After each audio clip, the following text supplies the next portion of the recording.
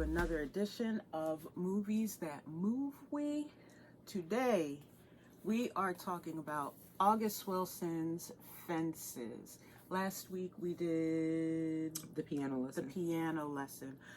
So as we discussed last week, this is part of one of 10, and I believe this was the very first play that he put out as part of the Philadelphia Chronicles.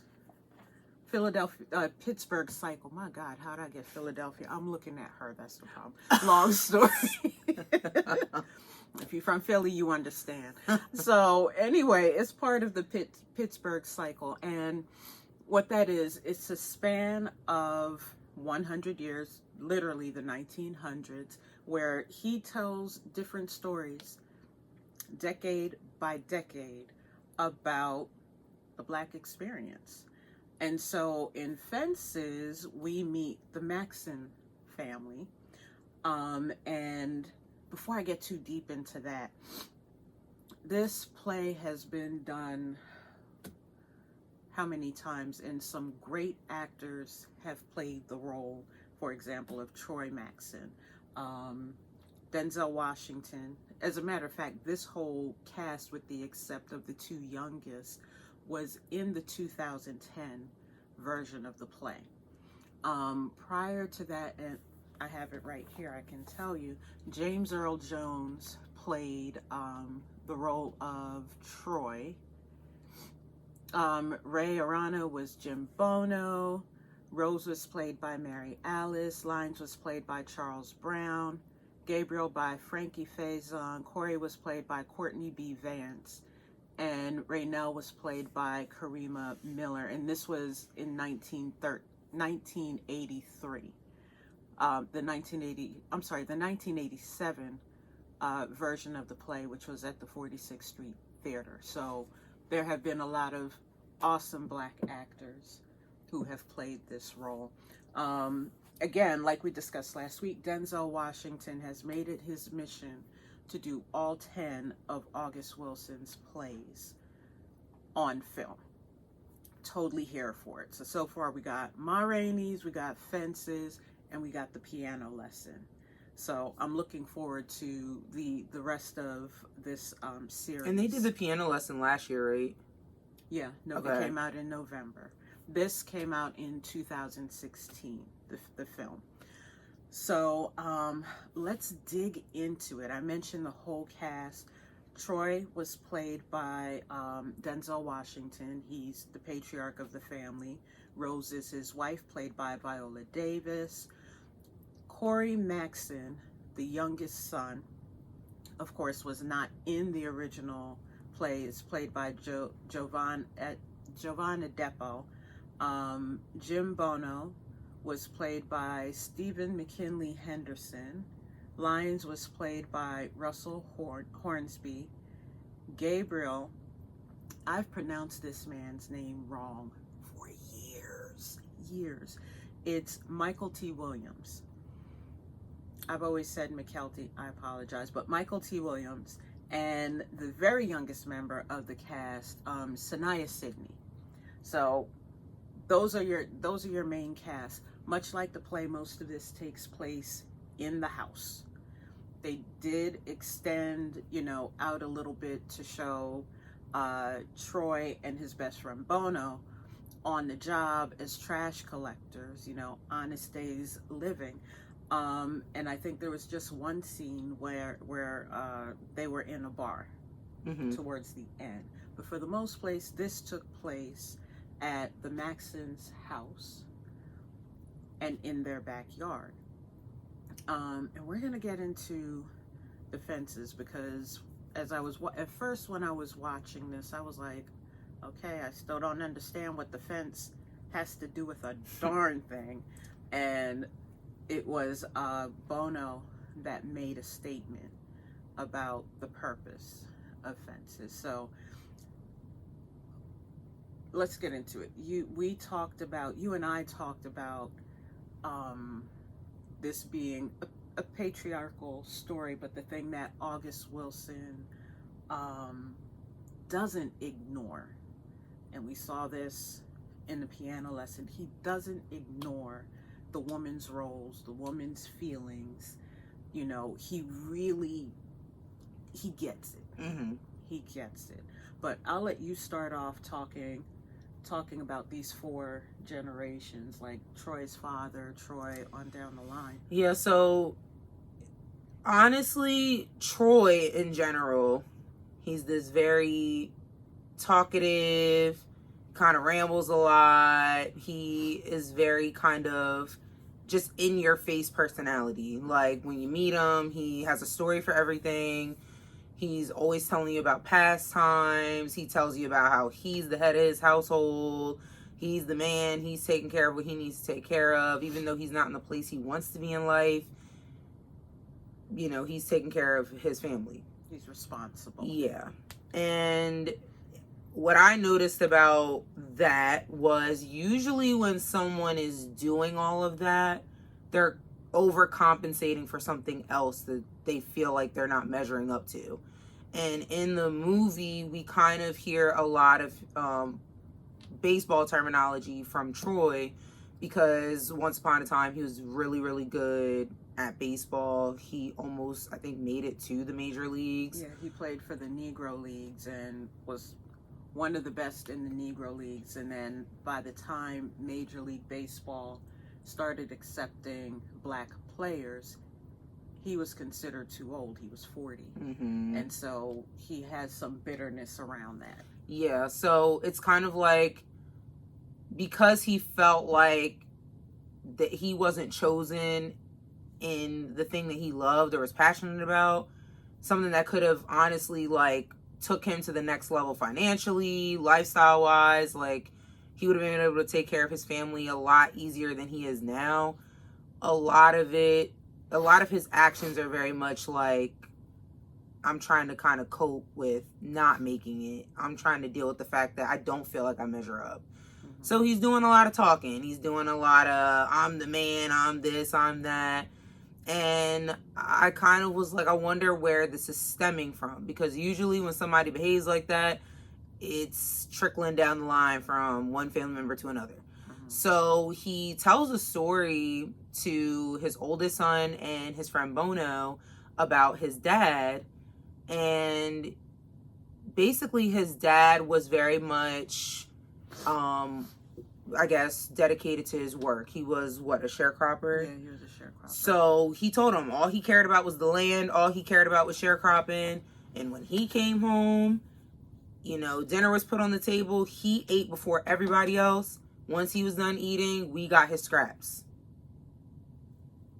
Mm-hmm. And his dad was not really the most warm and fuzzy parent. He was very much like hard on him. You know, wasn't really like that loving father that, you know, everyone would like to have. Yeah. Mm-hmm. And he also brought up an instance where, you know, Troy said when he was a teenager, you know, he went and met this girl like we all do when we're teenagers. And he went off to the woods to do what grown folks should be doing. But he was not... He was like 13 or something at the time. 13, 14. 15. Oh, he was 15. The girl was 13. Yeah. So he went off with her. You know, they were doing what they were doing. And his dad comes chasing them because I think their dog got loose or something like that. No, they were supposed to be taking the donkey. He was supposed to be taking the donkey out to do something. Snuck off with the girl. The donkey got loose and said, I'm going home. The father saw the donkey and was like, where's this boy at? And went and found him all tangled up in his situation.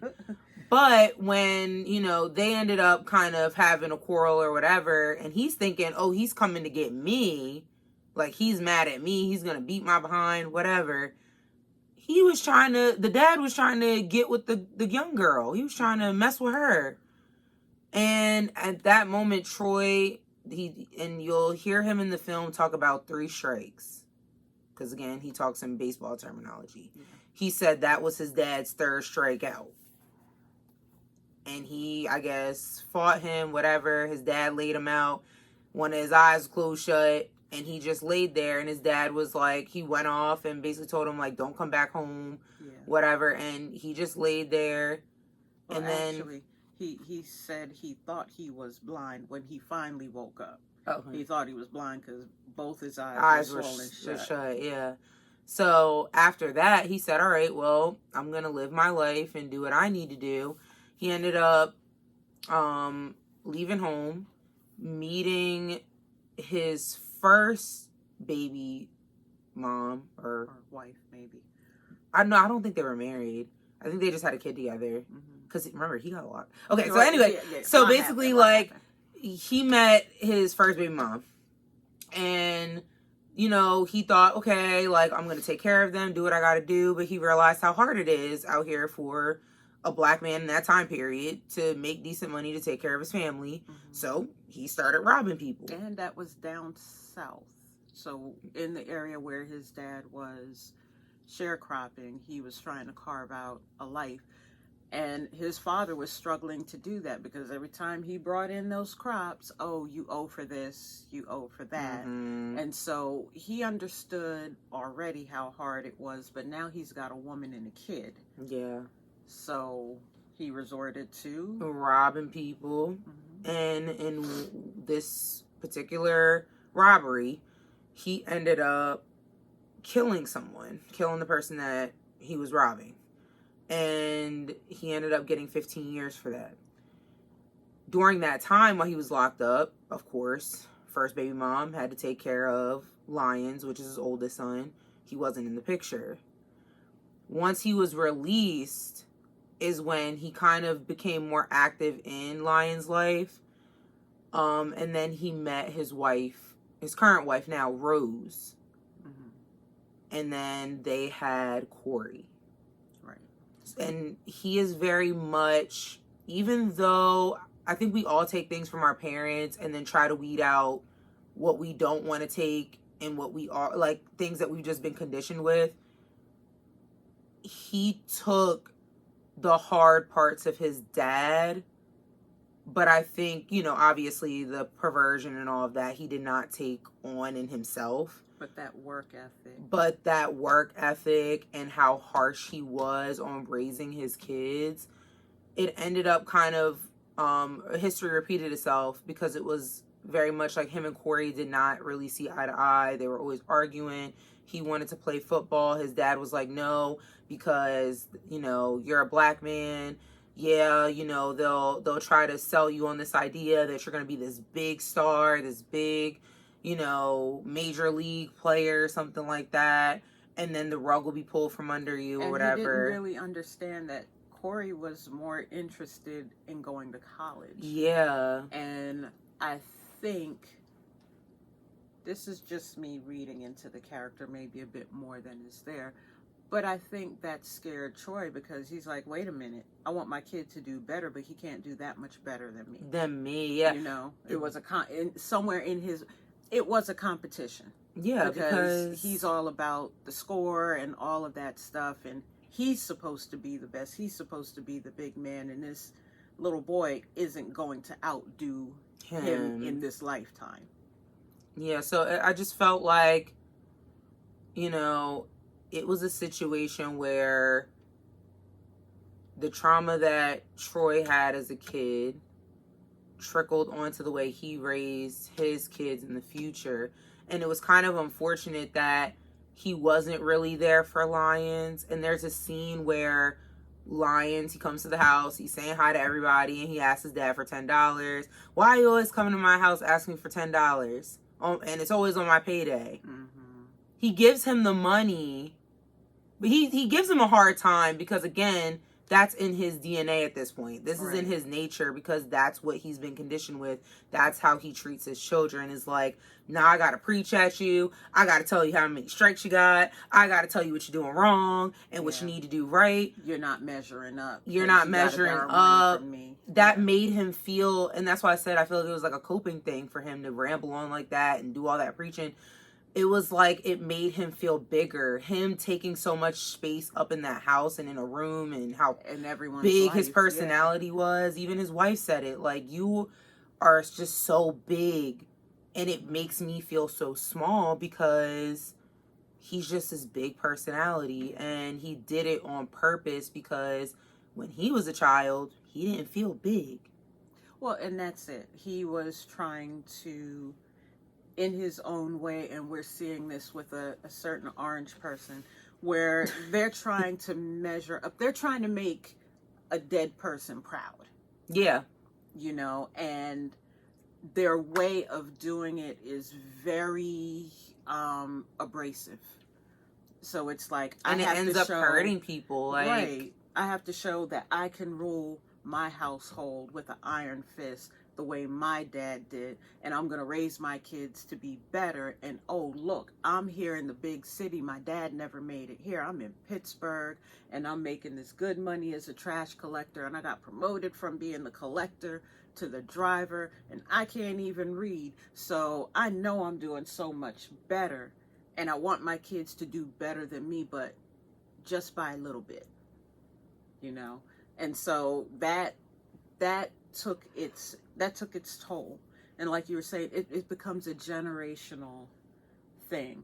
I noticed that what is his name? Lion never brought his wife around.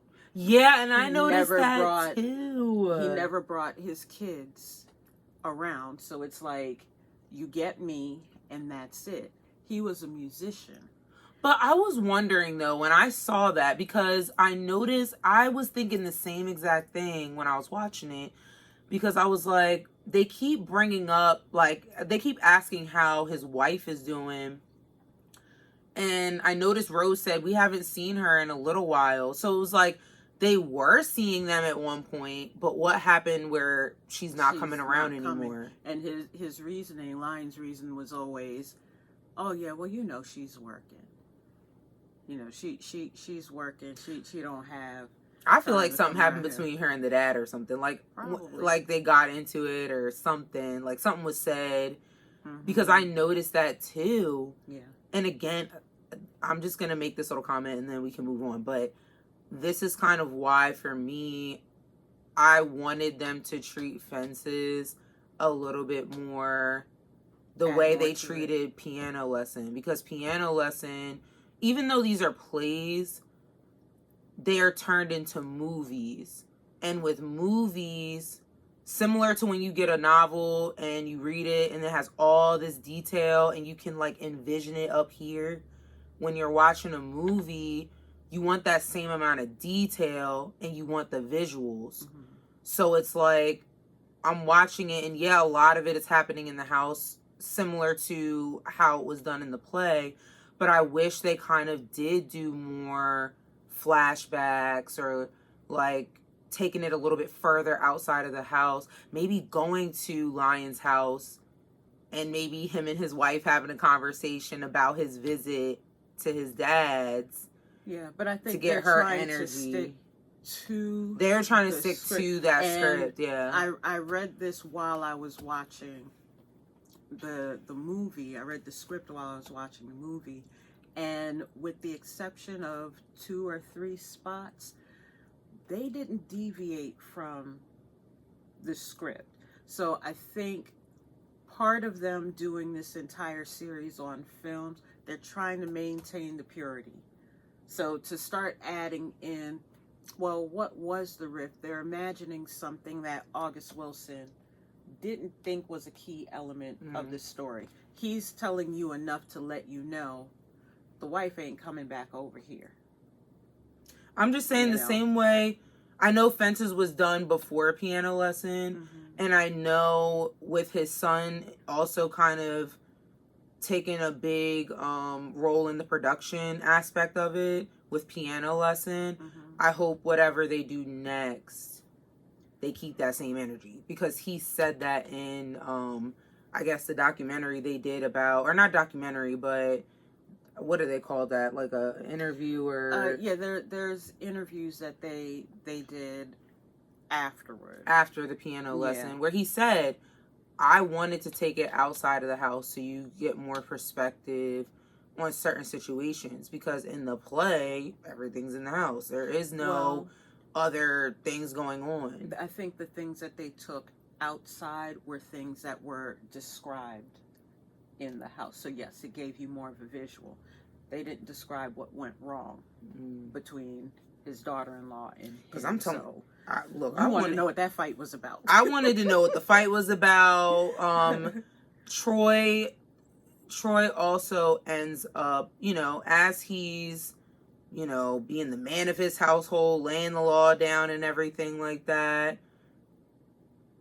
That insecurity kind of comes up and it manifests itself into a negative thing involving his household, because now, yeah, he's this family guy, he's taking care of business and everything, but when you're not feeling like you have any purpose, or you're not feeling like you've fulfilled everything you need, you start looking for that fulfillment in other places. Well, wait, let's not get there yet.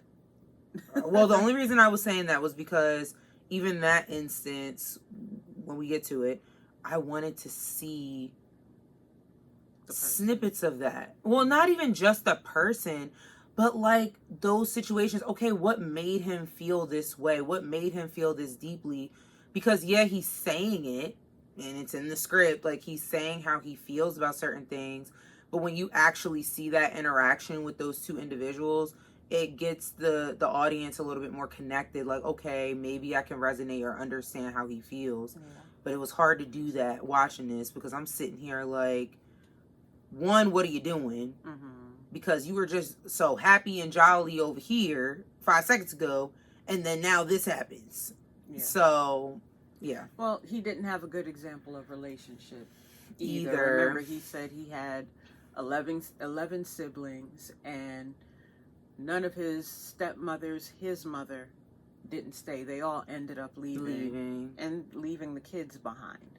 So he didn't have a great example of what a healthy relationship looks like. How to be a little more vulnerable and say, look, this is what I need. And again, we have to think about the time period. Mm-hmm. This takes place in the 1950s. We were still very much in the gender roles. Women stay at home. Rose was a housewife, and so he was the provider. Mm-hmm. And there's still some men who think like this today, but it's like, if I put a roof over your head and I make sure there's food on the table and the bills are paid and you don't have to worry about anything, you need to kiss the ground that I walk on. Yeah, you don't have any say over what happens. Yeah. I'm being the provider. And a few times, Rose did actually have to pull him together and remind him, we have this house because of your younger brother, Gabriel. If he wasn't injured in the war and didn't have to come back here to live, we wouldn't have this house. You'd use some of that money that they gave him to pay for this house. Yep. So let's give honor where honor is due, kind of thing. And he would brush it off. And even in their relationship, you see from the very beginning where he'll say things. He's not necessarily cruel, but he's kind of like, yeah, I got this woman, and she's here and she gives me a hard time, but I love her. I'll love her anyway, kind of thing. And even his friend Bono had to pull him together and be like, man, come on now, don't do her like that. She's just not here to do for you, because honestly, that's all he talked about doing, taking her up to the bedroom and having his way. And she brushed it off. So you kind of see where it may have stung her, it may have hurt her feelings, but she didn't go into a whole fight. She just kind of did that, boy, you're so crazy type thing, because of course they're in front of company. And she also can't say too much, because I'm the provider is going to get thrown in her face. And again, she made a point to say, you know what, I buried myself so deep in you, I didn't even realize who I was anymore. Yeah. And how many people do that in their relationship. Another thing about Lion, he I don't know, I guess he was probably in his 30s. Mm-hmm. And he would walk in, and I pointed this out to Zenny, that he would walk in, hey Pops, hey Bono, hey Rose. And at first it confused me because I'm like, now I know back in the day, folks were real quick to say, put something to my name. Mm-hmm. You don't be calling me by my first name. But then it got me to thinking, how close in age are they? Mm-hmm. How close in age was he To to Rose that Rose didn't scold him and say, don't call me Rose. Call me Mom, call me Mama, call me something other than my first name. But she kind of let that go, and they were just fine. But his interaction with his father was distant. Yo, Dad, can I borrow $10? I'll pay you back. You ain't never paid me back, blah, blah, blah. Hey, Dad, why don't you come down and see me at the club? Got a real good band going on. Yeah, I ain't got no time for that. So it's kind of like we're looking at the older version of Corey, the end result of Corey, where it's like, you didn't do what I want you to do, so I don't have time to see anything. And he made all that fuss about his oldest son never paying him back. His son came back, said, here's the $10 I borrowed from you because I don't want it to be said that I never pay you back. Mm-hmm. And Troy's ego was like, I'm not taking any money from you. Don't worry about it. You can keep it because you're going to need it again in the future. Yeah. He's kind of cutting and digging at him, but at the same time trying to say, look at how generous I am. And his son wasn't having it. He turned around and said, Rose, here's the $10 because I'm not going to have this on me. So it's interesting to kind of see their relationship. Mm-hmm. Dealing with Corey, he's Rose's only son, the youngest. And for her, one of the things she said later on is, I grew up, you learn drips and drabs about her throughout the whole thing, because again, she's kind of shrinking herself because Troy's so big. Right. He takes up all the space. And one of the things that she said is, she didn't want a whole lot of step this and step that, because that's what she grew up with. She had a bunch of step siblings, and everybody had a different name. She wanted her family to be one solid unit. We are the Maxons, period. Everybody belongs here. Mm-hmm. And to watch her son kind of go through, she tried to be the voice of reason and say, you know what? The recruiters think he's really good. Let him come here. He'll have a chance to go to college. And every time Troy was fighting her on it, she kept saying to him, times are different. Times have changed. It's not like it was for you and me. He can go further. Mm-hmm. And Troy's response was, you're babying him. He wanted Corey to work at the local A&P supermarket. And Corey was like, the boss up there said he'll hold my position for the season. Troy decided he was going to go investigate and see if he was really working on the weekends or not. And when he found out that Corey really was not working on the weekends like he said, but going to practices, he went up to the recruiter and said, Corey's not going, and he's off the football team. So it's like he sabotaged his son's chances to kind of move to the next level and be something more than a store clerk or a trash collector. And both Corey and his mother saw something more for him, which by the time we get to the end, I thought it was interesting that Lyons said, Pop saw so much for you. He knew you could do something like this. And it's like, did he really? I think I think he did, but I think it was also a fear for him because on one side it was like he's gonna one up me and be a bigger man than I was, but then on the other side it was kind of like I don't want him to go through what I went through, And have to where deal with I had a big rejection. dream and then I had to get rejected all because of the color of my skin, like Mhm. or my age. So I think, and I'll even say for Lions, when he would ask him for that money, he gave him a hard time about it, but I think to a certain extent he knew in the back of his mind he owes him that because he wasn't around when he was in jail and stuff like that. So it was like he would give him a hard time about it or say little stuff like slick stuff about it, but he would inevitably always give his son the money because he knew he needed it. And like he wasn't around when he was younger and stuff like that. So I think Troy loved his children. I just think that he had a kind of toxic way of showing it because that's all he got as a kid. Like what it put me in mind of, and my parents were not this abusive, but I was able to relate it to the fact that my family, I'm first generation American in this situation. And when you have people who have immigrated to this country, and then they have kids here, they push really hard. You're going to be a doctor. You're going to be a lawyer. You can't be whatever I was back home. You can do so much better than this. This is a land of opportunity. You're going to do great things. And it's this hard push. No, you're not going to get to it doing sports. You're not going to get to it doing Hollywood. Creativity, save that for later. You need to have a job kind of thing.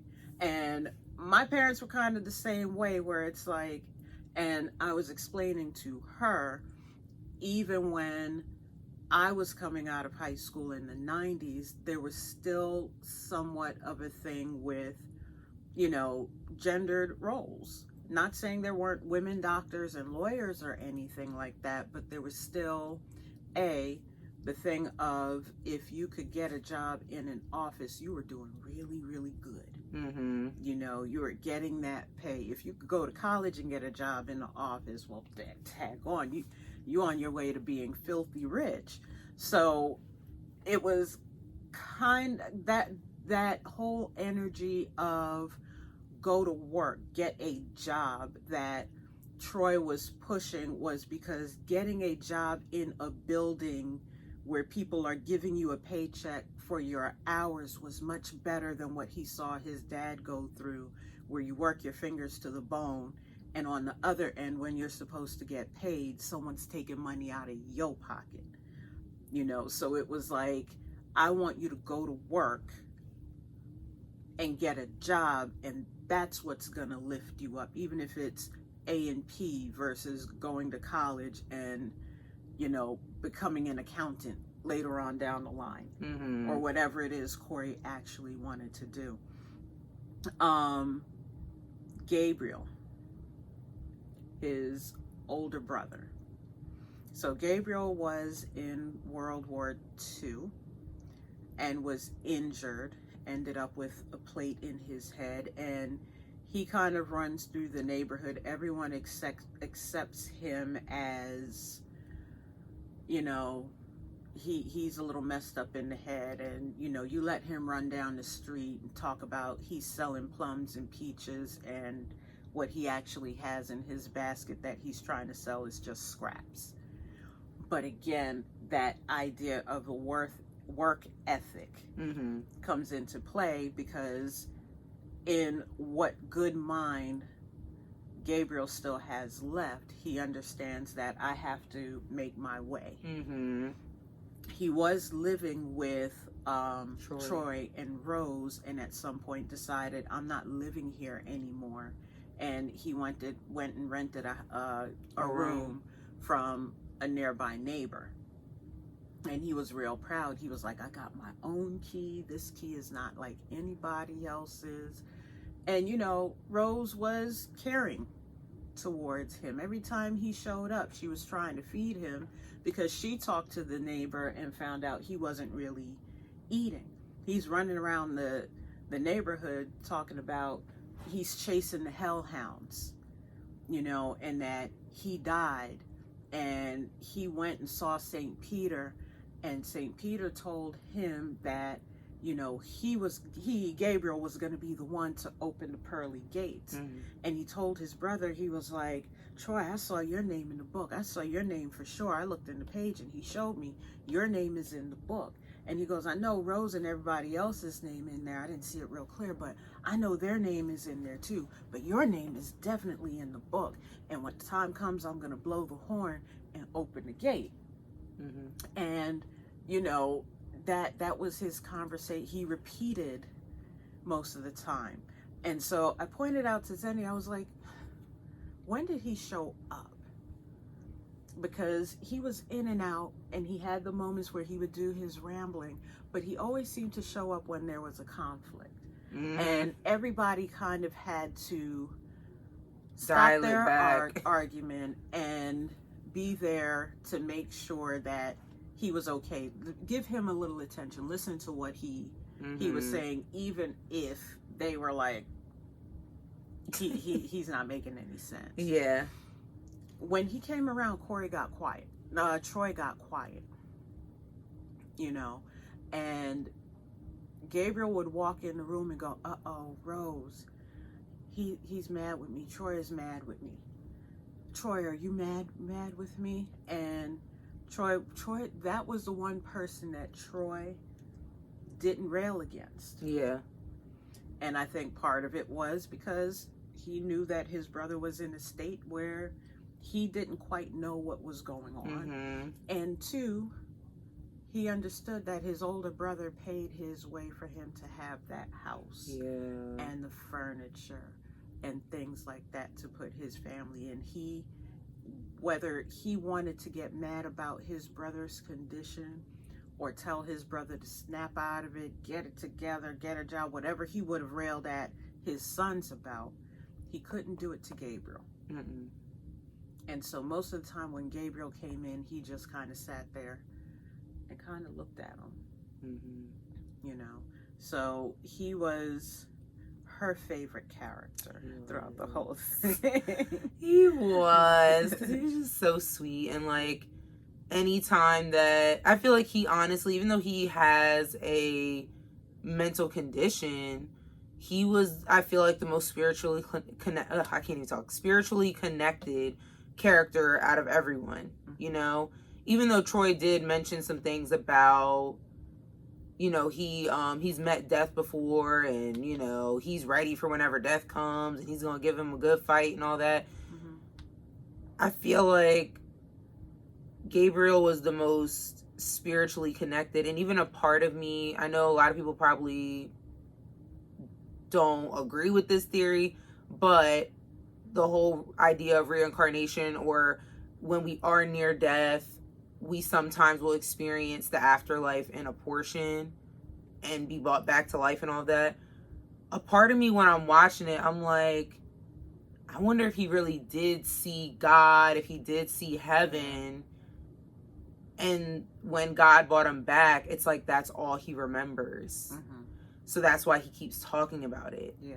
And, you know, for me, I was just like, that's why I liked him so much, because even with his condition, it's like he's honestly the most positive character out of everybody. But that's the thing. They were opposites, him and Troy, because Yeah. Troy always talked about death when his time came. And he talked about fighting the devil. Everything was about fighting the devil.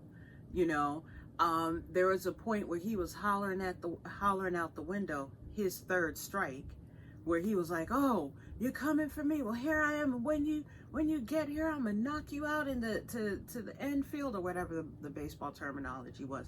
But he was always in the corner of the yard saying stuff like that. And Gabriel's the total opposite. He's talking about life after. Mm-hmm. You know, and I don't know. I think his name is Gabriel. He was an angel within the family. Yeah. So, the fence. Like I said, at the beginning, I was like, what does this fence have to do with anything? They keep trying to build this daggone fence, And every time somebody gets in an argument, a fight, and they can't even cut a board to do this. What the ham sandwich is it with this fence? And Bono had to pull Troy aside because he said, listen, I noticed you've been spending some time around this one gal, and Rose is a good woman. You know, you sitting in a corner tee-heeing and laughing with her, and that's not a laugh of she told you a good joke and you told her one. That's that other kind of laugh. Whatever you're doing, cut it out. I've known you for 15 years or 18 years, whatever it was. Don't treat Rose this way. And he mentioned, he was like, why are you still building this fence? And he was like, oh, well, Rose wants a fence. He said, listen, fences serve two purposes. You're either keeping something in or you're trying to keep something out. Okay, and that's when I understood, oh, that's how this fits into the family story. And he said that Rose is trying to keep her family together. That's what he saw the fence was about. And Bono was the observer. I don't think I've ever seen a role, and I'm trying to even remember what roles I've seen him in, where Stephen McKinley Henderson, who plays Bono, I don't think I've ever seen a role where he's not some kind of observer. Okay. And there was the interviews following the movie where they talked about Bono's role, because in the play he has a few speaking parts. But the way they dealt with him in the movie is in the middle of certain conversations where he's present, they focus in on his expression. And a lot of times he's sitting there and he's kind of has his head cocked and he's looking from one person to the other, and you can see in his face that he's kind of taking it all in and calculating, okay, I can see what the problem is here. And he wasn't shy about pulling Troy aside about his mess. He said, I wouldn't be a friend if I didn't tell you you were doing something wrong. He was like, we was locked up together at the workhouse together. So I've known you longer than you've known Rose.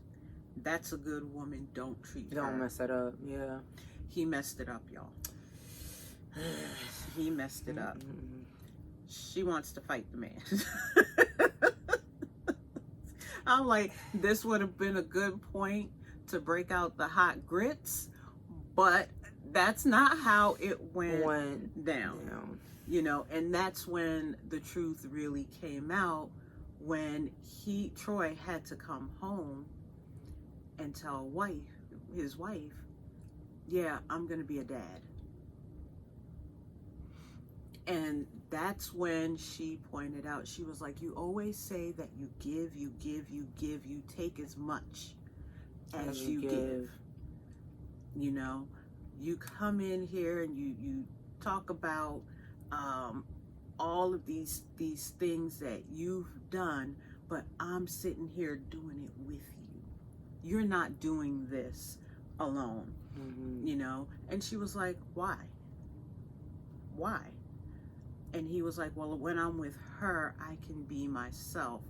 Which, when I heard that, I was like, you mean to tell me you haven't been being yourself this whole time? I thought that was yourself. Yeah, and then, like, it was just almost like, in the beginning, I was sitting there smiling and laughing because he's goofy with her. Like, he's funny, he's goofy, he's talkative, he's loud, flirtatious. Flirtatious, he's having a good time, whatever.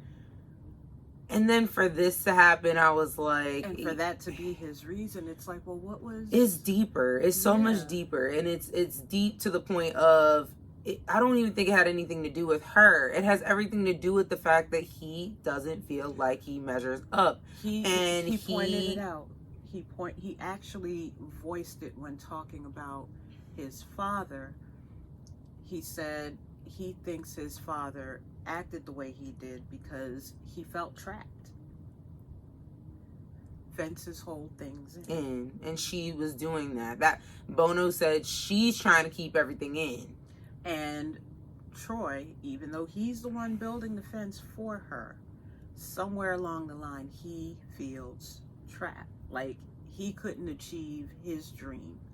And that's why when my mom asked me what does the fence represent, I said to who?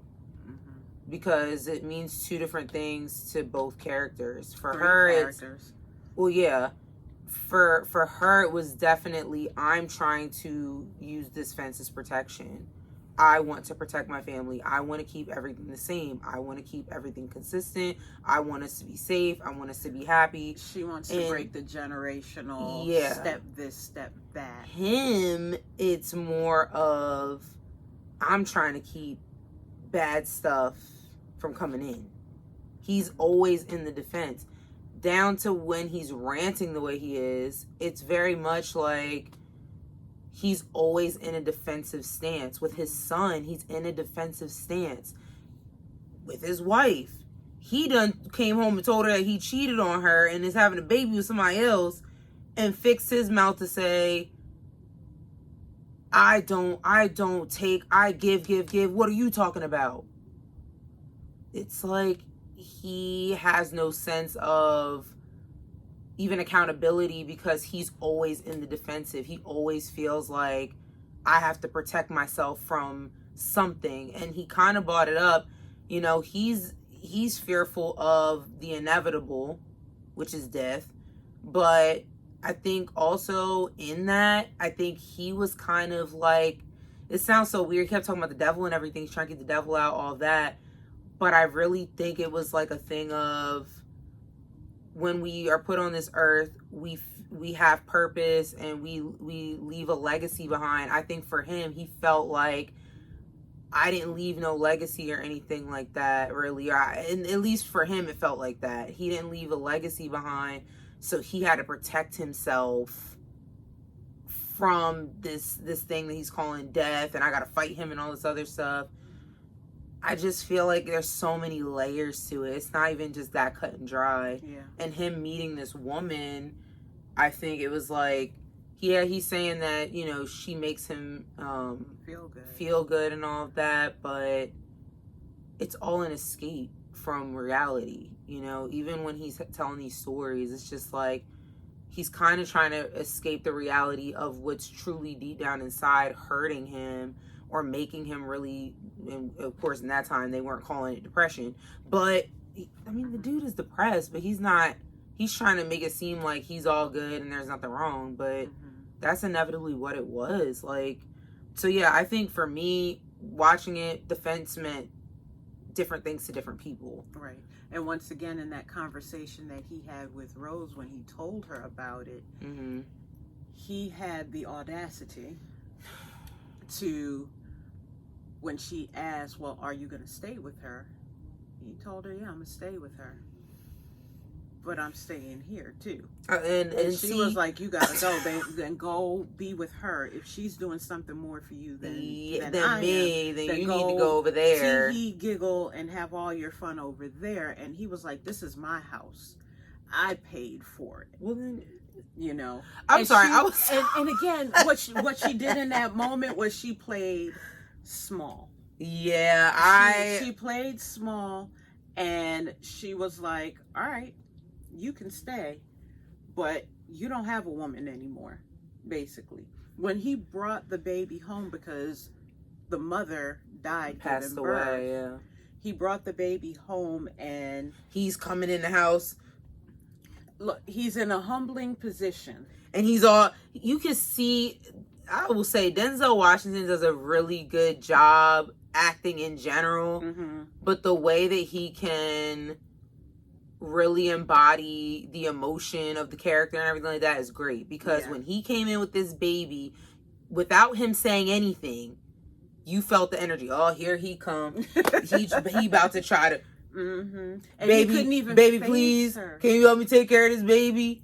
without even saying anything yet. And it was body just language is so important, because if this is Rose, he's over here holding the baby, and he's like, well, she doesn't have a mother, and can you help me raise I'm her? telling you, I'm so glad. Now that part, I was like trying to understand the character up until then.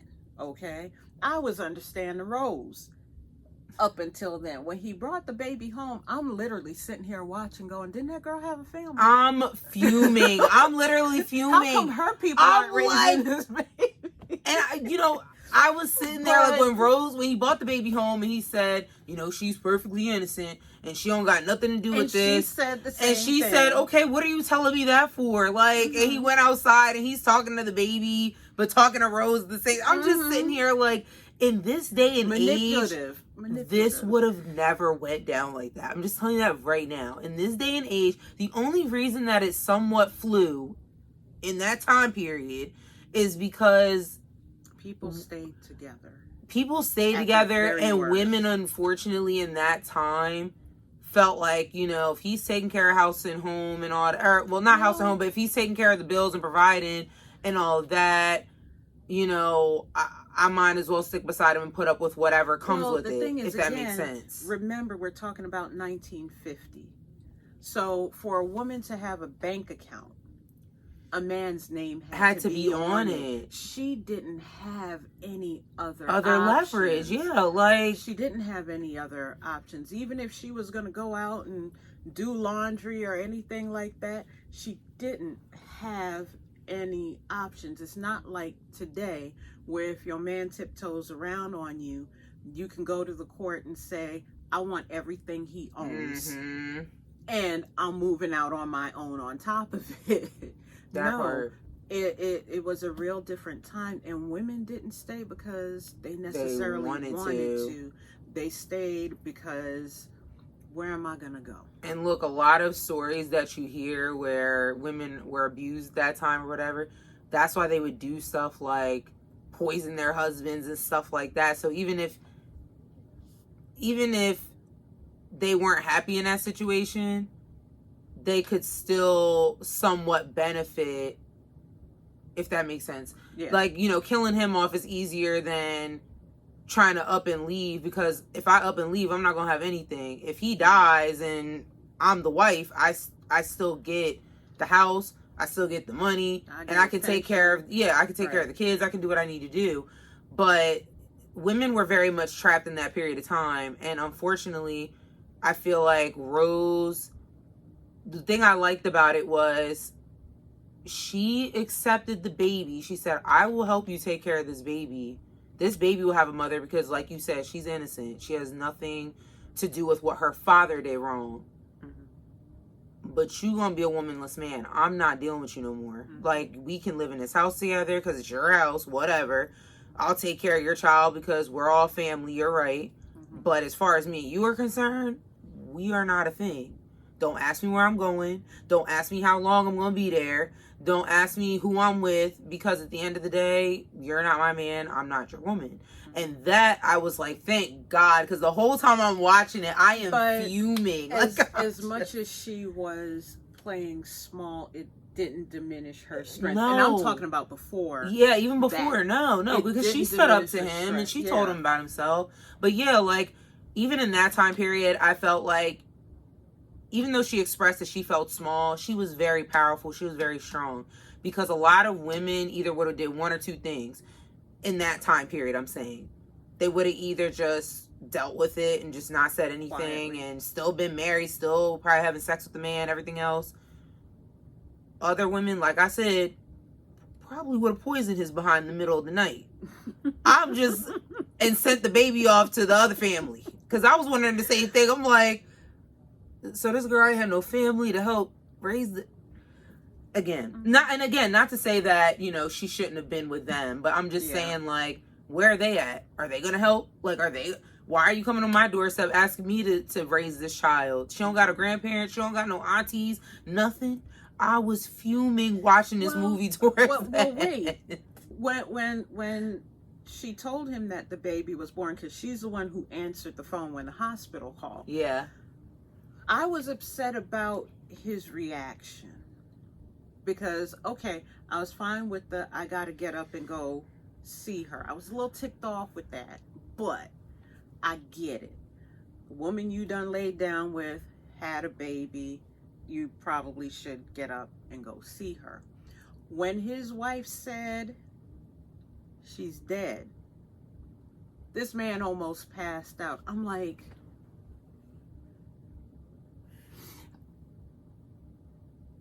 you getting this emotional about someone else in front of your Corey wife. said it. He said, I don't know how you dealt with this for so long. I don't know how you dealt with this man for so long. Corey was seeing all of this. Like, he's seeing and the he way. got angry with his dad and finally challenged him. Yeah. And that's when his dad put him out. Like his father did him. Yeah.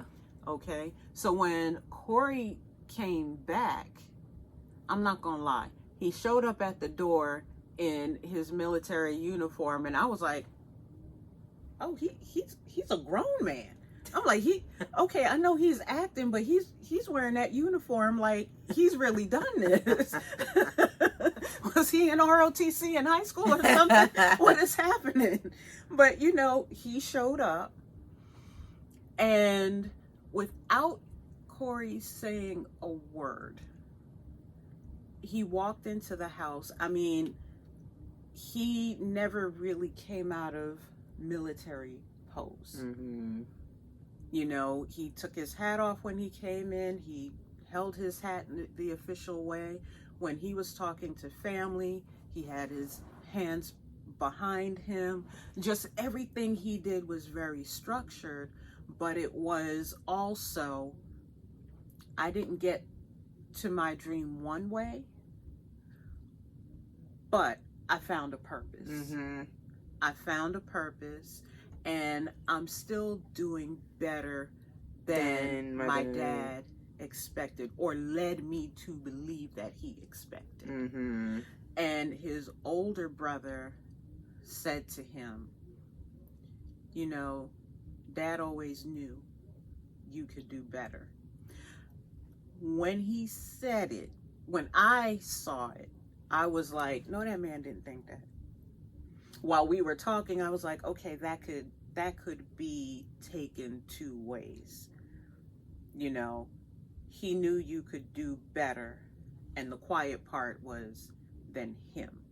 Yeah, I felt like Troy did believe in Corey. I feel like he did know for a fact, because even the way other people talked about Corey in the film, oh, he's doing so good in football. Oh, look at that big, strong Ray Lewis looking guy. Like, people were talking good things about Corey, and the way Troy reacted to that, it wasn't because he didn't believe it. It wasn't because he didn't think that his son could actually do it. I think it was, again, why couldn't I do that? Or why is everybody praising him and not me, kind of thing. Like, he felt inferior. I was the best Negro League baseball player. Yeah. They should be talking about me. Exactly. It was like a jealousy thing. So at the end of the day, like, I just kind of feel like, and when, with Corey in that moment, once he met his sister, because at this point, 5 years have passed, his dad passed on. That's why he came back to the house. His dad passed away. He went to the house because his mom said, hey, your dad died. I need you to come home. Came home, and he met Raynell, which is his little sister. His little sister. And for the first time. Even when he first met her, I kind of saw his body relax a little bit. Like, wow, this is the little girl kind of thing. And he kind of was like, I'm not going to say immediately, but as she starts kind of interacting with him, his ears go up like, oh, okay. And there was a part where she's talking to him and she's like, yeah, I know you're my big brother. And was that your room that I sleep in? Yeah, Dad said that's Corey's room. That's Corey's room. And he kind of was like raising his eyebrows, like, Dad talked about me to her, and like, like he was surprised. Yeah. And then when they were outside, she said, do you remember that song? that daddy used to sing about the dog? Mm-mm. And as soon as she started singing it and having it, and she's like, come on, you got to sing it with me. And they're singing together. It's like all of it just kind of like melted away, because at that moment it was like, it was a positive thing that he remembered about his dad. But also, like, I feel like this is just me.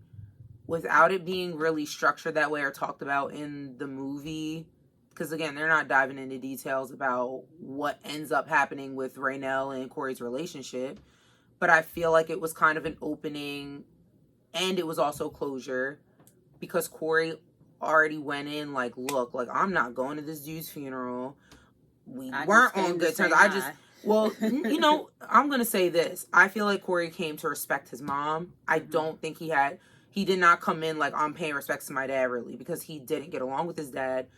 But I think once he had that moment with Raynell, it was a moment of closure, but it was also a moment of vulnerability and opening, because it was like, I'm going to close this chapter of the bad note I had with my dad, and I'm going to step in and take care of this little girl and be the big brother that I'm supposed to be. So getting back to fences, yeah, and something I said to her, we never see the fence completed.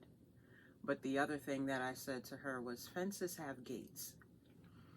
And gates are to let things in and out. Mm-hmm. So that was a moment where both were happening for Corey when he sat down with his little sister. I think he went through the part of the conversation that he wasn't present for, when his mom and dad said, this little girl is innocent. You know, none of this is her fault. So when he met her, it was kind of like, that's my little sister. She doesn't know me. I don't know her.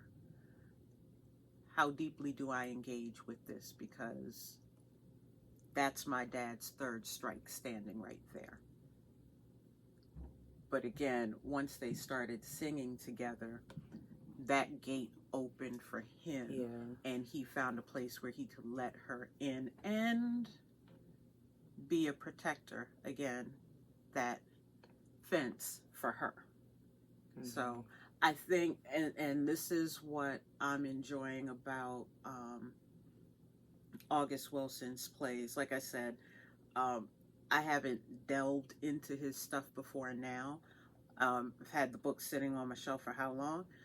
But I'm enjoying his way of telling a story, because it's not a complicated story. Again, this is a normal family in the 1950s, you know, but you start getting into these layers about what you pass on to your kid from one generation to the next. His stories really pinpoint family dynamics, because it's like, I feel like, honestly, and again, I'm not a psychology major or anything like that, but I feel like you could take his stories into a psychology course and really break down these characters, because it's all about human interaction, and especially human interaction in a family setting, trauma, depression, mental health.